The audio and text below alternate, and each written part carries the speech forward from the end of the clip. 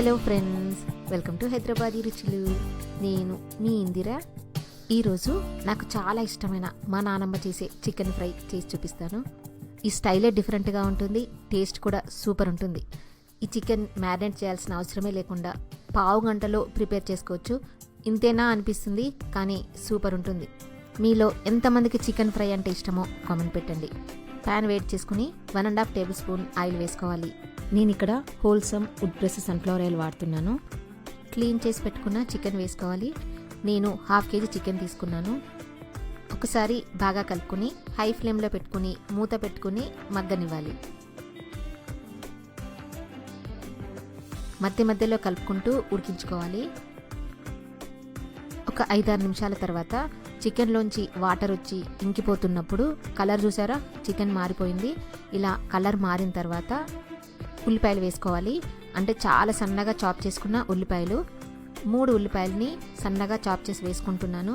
ఎంత వీలైతే అంత సన్నగా చాప్ చేసుకొని వేసుకోవాలి. ఉల్లిపాయలు ఎంత ఎక్కువ వేసుకుంటే మనకి గ్రేవీ అంత బాగా వస్తుంది. ఈ ఉల్లిపాయలని బాగా వేయించుకోవాలి. మధ్య మధ్యలో మాడకుండా కలుపుకుంటూ వేయించుకోవాలి. ఈ ఉల్లిపాయలు బాగా వేగిపోయి కలర్ మారిన తర్వాత 1.5 టీ స్పూన్ అల్లం వెల్లుల్లి పేస్ట్ వేసుకోవాలి. బాగా కలుపుకోవాలి. అల్లం వెల్లుల్లి పేస్ట్ ఆయిల్లో 1 నిమిషం వేగే వరకు కలుపుకోవాలి.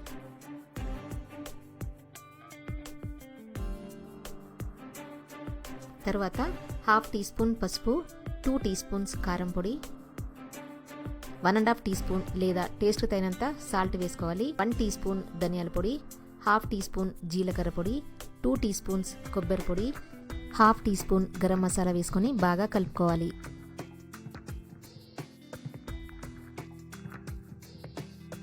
బాగా కలుపుకున్న తర్వాత ఒక్కసారి టేస్ట్ సరి చూసుకోవాలి. ఉప్పు కానీ కారం కానీ కావాలనుకుంటే యాడ్ చేసుకోవచ్చు.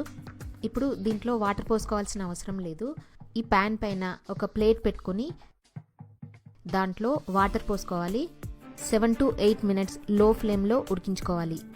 ఇలా పైన ప్లేట్ పెట్టి వాటర్ పోయడం వల్ల లోపల వచ్చిన ఆవిరితోనే చికెన్ ఉడుకుతుంది. లో ఫ్లేమ్లోనే ఉడికించుకోవాలి. మధ్య మధ్యలో 2 to 3 టైమ్స్ కలుపుకుంటూ ఉడికించుకోవాలి. ముందే చెప్పాను కదా, ఉల్లిపాయలు ఎక్కువ వేసుకుంటే గ్రేవీ బాగా వస్తుందని. అంటే మనకు అన్నంలో కలుపుకోవడానికి సరిపోతుంది. తర్వాత కొత్తిమీరతో గార్నిష్ చేసుకోవాలి. అంతే.